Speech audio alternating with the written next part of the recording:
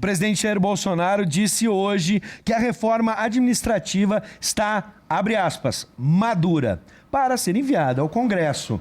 A declaração de Bolsonaro surge em meio a uma troca na articulação política do governo. Para debater o cenário político e econômico neste contexto, nós contamos com a presença do economista, professor Cássio Moreira, e também do professor de administração, professor Camilo Bórnia. Sejam bem-vindos. Obrigado. Bom, vamos começar. Além de dizer que a reforma administrativa está pronta para ir para o Legislativo, o presidente ressaltou que, neste momento, não pode ser irresponsável em abrir novos concursos públicos. Na avaliação de vocês, essa reforma vai ser prioridade neste, não digo ano, mas primeiro semestre, acima até mesmo de uma possível reforma tributária que tanto se discute? O que vocês acham que vem primeiro ou vem outra coisa correndo por fora? Professor Cássio. Bom, em primeiro lugar, muito obrigado mais uma vez pelo convite, né? Eu creio que a reforma mais importante que o Brasil necessita é a reforma tributária. Essa devia ser, na minha opinião, a prioridade número 1 do governo, né? Por que uma reforma tributária? Para mexer no sistema tributário completamente injusto que a gente tem no país. Ou seja, no nosso país, quem ganha muito paga muito pouco imposto e quem ganha pouco paga muito imposto. A classe baixa e a classe média pagam muito imposto porque o nosso sistema tributário ele tem caráter mais regressivo. Além de onerar a produção, ele acaba fazendo com que as pessoas que ganham menos pagam mais imposto. Só que essa reforma ela é difícil de se fazer porque ela acaba mexendo com o chamado órgão mais sensível do corpo humano, que é o bolso, né? A partir do momento que vai fazer com que algumas pessoas paguem mais impostos, outras menos, etc. O que eu acho que o governo vai tentar fazer é fazer uma centralização de impostos, uma unificação de impostos, e diminuir o custo, porque hoje as empresas têm um custo muito elevado com a quantidade de impostos que existem. E isso eu acho que vai ser mais fácil de fazer.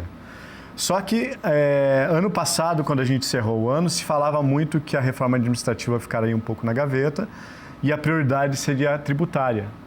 Só que como a questão do bolso acaba sempre, muitas vezes, influenciando, a gente começa esse ano de 2020 mudando um pouquinho e trazendo a reforma administrativa como uma prioridade, né? Eu acho que tem alguns pontos interessantes que devem ser reformados e outros não, porque a gente sempre tem que cuidar daquela coisa do radicalismo, né? Ou seja, às vezes não dá para jogar a água fora com o bebê junto, ou seja, às vezes é só trocar a água e manter o bebê junto. Então é nesse aspecto que eu avalio que primeiro tem que... E outra, a reforma administrativa que o governo vai propor provavelmente vai ser muito diferente daquela que vai sair no Congresso. Assim como a reforma da Previdência, que entrou de um jeito e saiu um pouco diferente, porque o Congresso acabou fazendo algumas modificações. Eu acho cedo ainda para avaliar um pouco como é que vai ser a proposta final, embora a gente daqui a pouco vai comentar mais sobre a proposta inicial. Como lógica, a gente está falando em 2 pontos: um, enxugar a máquina, estruturá-la melhor; outra, arrecadar melhor ou de forma mais lógica. O governo acerta nessas suas prioridades? Obrigado pelo convite, antes de mais nada. Eu não discordo na essência do que o professor Cássio colocou.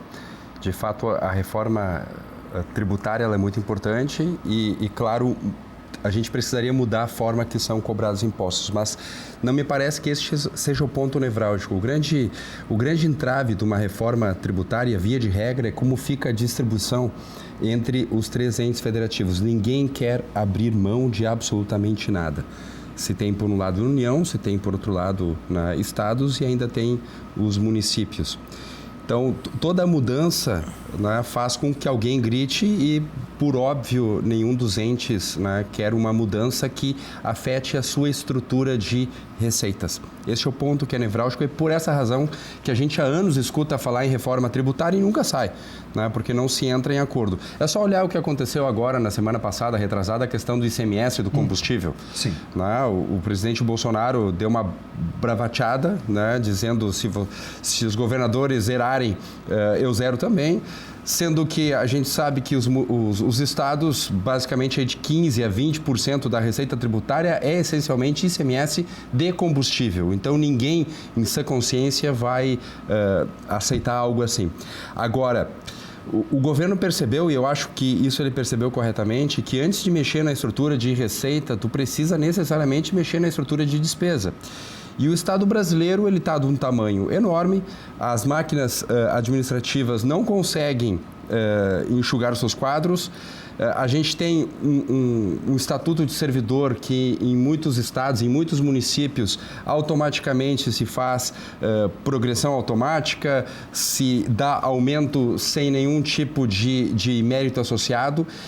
Não se leva em consideração, por exemplo, quando uma determinada profissão fica obsoleta, a gente contrata no ano X e se essa pessoa não morre, a gente continua com ela, né? Independentemente, inclusive, se ela está entregando o resultado ou não está entregando. Eu sempre faço uma analogia para qualquer um que quer entender como funciona a questão do Estado e eu digo, imagina o cara ser prefeito ou ser governador e tu entregar para ele uma máquina e dizer o seguinte, ou melhor dizendo, imagina tu ser dono de uma empresa que tem que salvar, a exemplo dos estados e municípios, e dizer o seguinte, olha, salva esta empresa, mas tu não muda ninguém, tu não demite ninguém, não importa o resultado. Ora, isso me parece óbvio que numa estrutura administrativa não tem como funcionar. E é essa missão que a gente deixa para prefeitos e para governadores e também para o presidente da República. Ele tem uma estrutura que só cresce, não consegue enxugar, e sem nenhum tipo de critério objetivo que funcione de fato, porque há quem diga que a lei prevê que pode se demitir, que pode isto, que pode aquilo, mas na prática ninguém consegue. No outro dia o judiciário vai lá e reintegra a pessoa e faz com que aquele ente continue na máquina sem gerar valor algum para a sociedade. Então a gente precisa mudar isso. Eu vou inverter a ordem para a gente equilibrar o debate, mas vamos atacar nesse ponto sobre a máquina. E aqui, no momento, a gente tem uma convergência, mas aqui talvez a gente possa ter uma divergência na medida em que o presidente enfatizou que não vai travar os concursos, mas pretende realizar aqueles que são, abre aspas, essenciais. E nessa fala, ele já deixa a ideia de que algumas profissões não são mais necessárias para o poder público. Como vocês veem essa questão? Por exemplo, no meu caso, jornalista, ele ainda é essencial para o poder público ou outra atividade que quiserem destacar? Por exemplo, vou começar com o professor Camilo agora. Existem atividades que são, dentro da estrutura que a gente tem, que são inerentes à atividade do Estado. Então, tu não vai ter um juiz, por exemplo, contratado na iniciativa privada. Nesse nosso modelo, isso não existe. Né? Ou algum agente de segurança, por exemplo. Mas existem profissões que elas são profissões de mercado, que o Estado, para prover aquele serviço, não precisa necessariamente ser o responsável em contratar e administrar aquele staff. Algum exemplo? Um exemplo, médico. Por que médico tem que ser um concursado? O médico pode ser tranquilamente alguém contratado via mercado, através de uma empresa, de uma cooperativa, ou diretamente via CLT. Por que a gente precisa fazer um contrato de longa duração numa atividade que não é uma atividade inerente ao Estado? A gente perde toda a flexibilidade de poder fazer os ajustes que o tempo exige que se faça para que se enxugue a máquina. Então, qual é o sentido, por exemplo, de tu entrar numa Assembleia Legislativa e encontrar uma ascensorista? E a pessoa tem lá 45 anos e ela vai se aposentar com 55, quem sabe, e a gente vai ter que mantê-la ainda até os 70, 80, 90 anos no sistema de aposentadoria que é pago pelo Estado. Eu não sou contra essa pessoa, vamos deixar muito claro, mas me parece evidente que existem algumas categorias que elas vivem num outro patamar pelo simples fato de terem sido contratadas pelo Estado. Isso não faz o mínimo sentido. Se fosse uma profissão de mercado, muito provavelmente muitas delas estariam fazendo outras coisas. Professor. Há alguns pontos que poderiam ter convergência com o que o professor Camilo está comentando.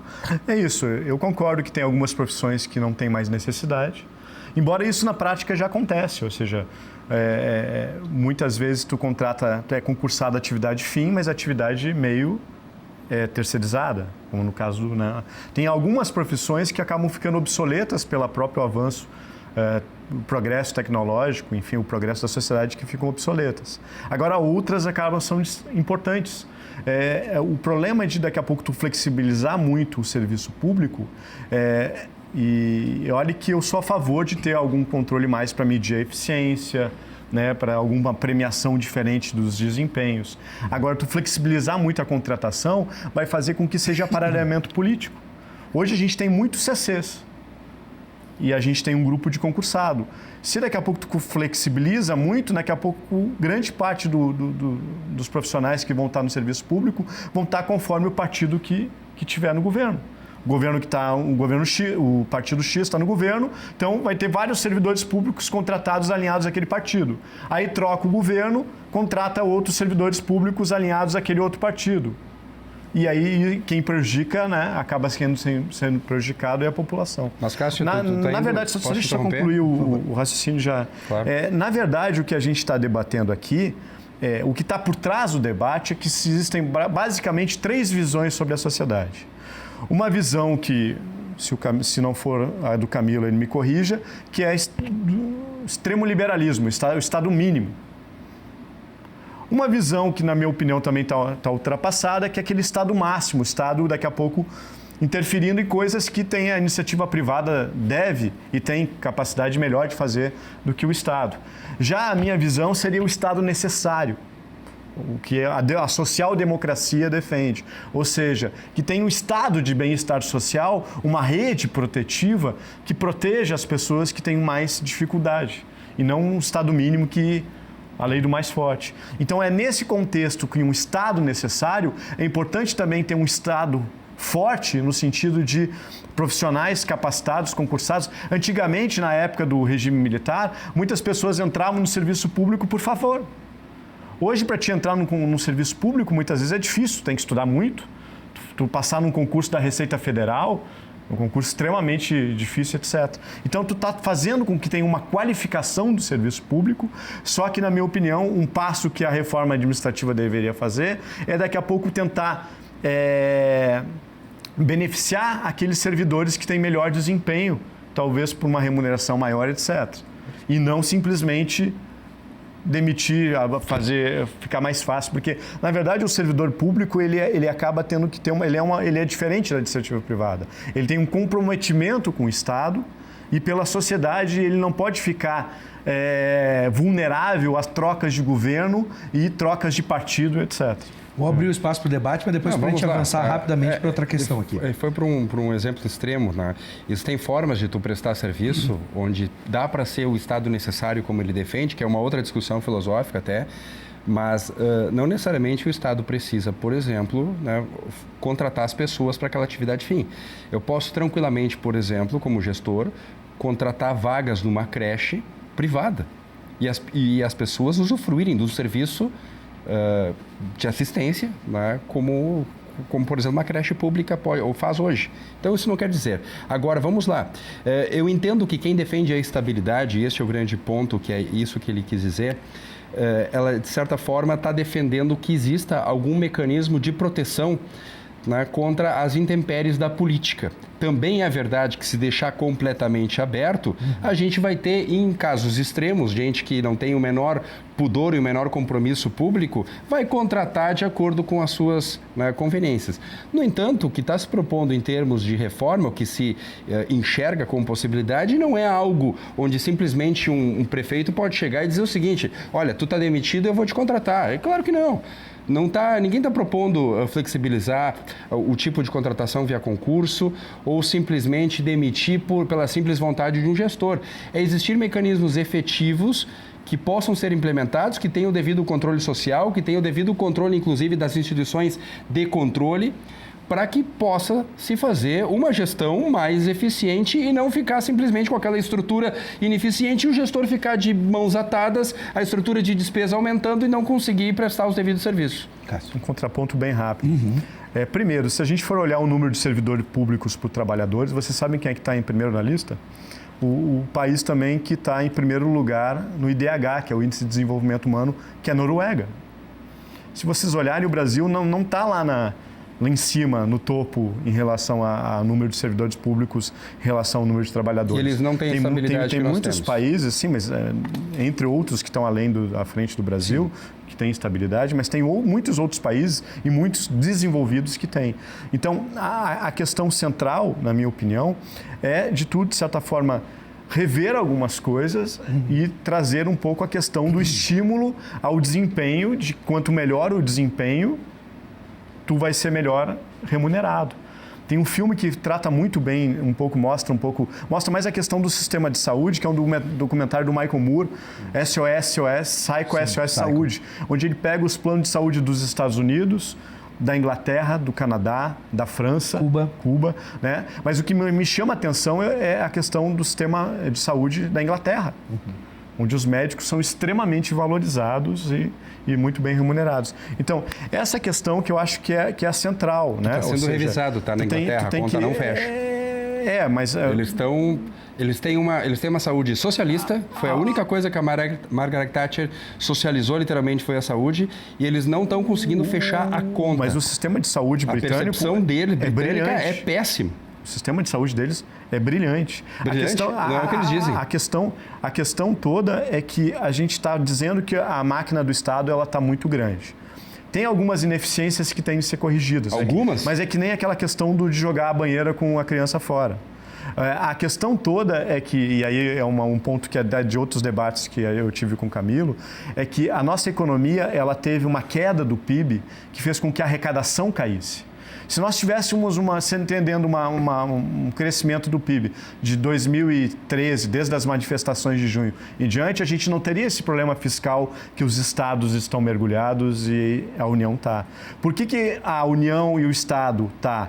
Não é só pela questão do aumento dos gastos. Os gastos vinham numa crescente e a arrecadação vinha também, o que, de certa forma, pressionava com que tivesse que ter um aumento de imposto para aquela faixa mais alta da população, que ganha muito, 0,1% tal. Só que o que acontece? Quando a arrecadação caiu, quando o PIB caiu, o gasto continuou crescendo e a arrecadação despencou. E é aí que a gente tem esse problema fiscal. Que se voltar o crescimento econômico...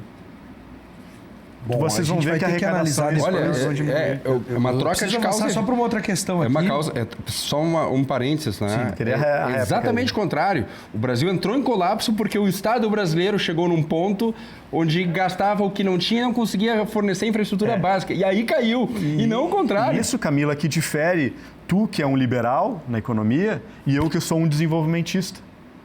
Né? Nossa, que a gente nem está... Sofisma, tá? Para dizer socialista, não tem nem aqui a terceira... Aqui é um debate, né? Então, assim, não ia ter nem se a terceira fosse cadeira. chamar para concordar, chamava... Não tem nem a terceira cadeira, mas, que seria um socialista. Não, o socialista ficaria aqui... Essa discussão... Estado máximo... Igual.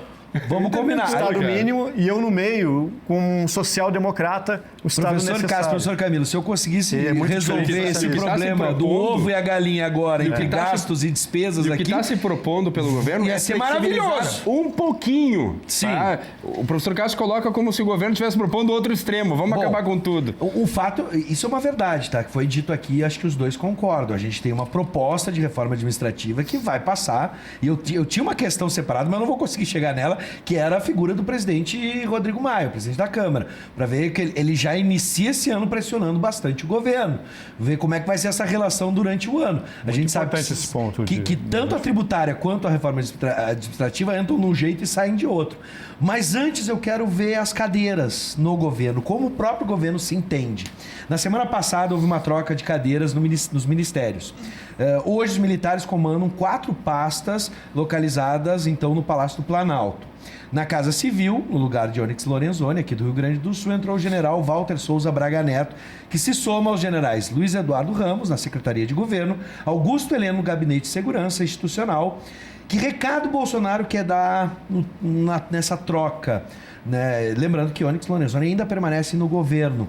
O que vocês entendem por isso? E aqui a gente vai entrar em discussão filosófica, ideológica, no próprio governo. A gente viu esse debate no início do governo, entre alas de Olavo, alas militares, alas alas conservadores, alas evangélicas, enfim. Como é que vocês entendem hoje? Como o governo está se estruturando? Está caminhando para um sentido, para um rumo? Cássio. Bom, primeiro, muitas pessoas criticam o presidente Bolsonaro. Uma das qualidades que eu acho que ele tem, eu acho que ele é uma pessoa muito autêntica, assim, ele diz o que ele pensa, né? E, de certa forma, ele até meio que deu a entender um pouco que ele tem uma dívida com o Onyx, porque foi o primeiro a apoiar a candidatura dele, né? Então, por causa disso, que talvez ele tenha avaliado que o Onyx não tinha a competência que ele esperava como chefe da Casa Civil, mas por questão de lealdade, no sentido de alguém ter o apoiado, colocou no Ministério da Cidadania e colocou um militar que, de certa forma, traz um pouquinho, porque os militares acabaram meio que sendo jogados de escanteio, né? No início do governo Bolsonaro. Isso traz um pouquinho a ala, na minha opinião, mais sensata do governo, que é a ala militar, né? Porque eu tenho muito medo quando a ala olavista toma conta, né? Porque aí é muito ideológico e muitas vezes a ideologia acaba não respondendo à realidade e é muita coisa de fake news, assim, de se pensar. Já a ala militar é uma ala muito mais ponderada e, na minha opinião, uma ala que entende muito mais os problemas do país, né? Então, eu avalio que essa troca foi boa para o governo e para o país. Ou seja, tirar um ministro com perfil muito mais político, Sim. né? E talvez mais próximo do olavismo, e ter colocado um ministro militar, que os militares, quer queira ou quer não, sempre tiveram um pouco no seu DNA a questão do desenvolvimentismo e do Estado, né, nacional. Sim. Que a minha esperança, como um patriota que sou e um nacionalista que sou, é que essa ala militar comece a defender mais a questão do patrimônio público brasileiro, de algumas estatais brasileiras que são extremamente estratégicas para o processo de desenvolvimento. Não todas, como eu falei, o socialista aqui ia defender que tudo fosse estatal. O neoliberal ia defender que tudo fosse privatizado. Eu acho que algumas coisas podem ser privatizadas. O social-democrata, outras ele têm se que coloca ser por conveniência social... quando convém. Não, o conceito de social-democracia, ela surge que quando um movimento surge, porque, na verdade, a social-democracia ela surgiu no início como uma etapa para chegar ao socialismo. Por isso que existe essa confusão. Mas, já há muito tempo para cá, a social-democracia aceita o capitalismo como o melhor sistema e prega reformas dentro do capitalismo com intervenção do Estado da economia, não defendendo mais o socialismo, que, na verdade, é uma coisa utópica que nunca deu certo. 2 minutos. A culpa é tua, porque tu provocou o professor, viu, professor Camilo? Provocou, ele tomou um tempo. O social-democrata... Tem que fazer um programa só debater 2 minutos, exato. O social-democrata, ele é um socialista que se deu conta que o socialismo não cria riqueza. Então, ele cede alguma coisa por outro lado da força. Fechando a provocação aqui. A China é social-democrata, então? Fechando o parênteses. Vamos lá, professor. Tem 3 alas, tá? Tem 3 alas no governo. Existe uma ala mais conservadora, eu diria até por um tanto reacionária, né, que tem os olavistas, tem evangélicos, né, tem a ala militar, que é uma ala que tem se colocado de uma forma muito eficiente, tá,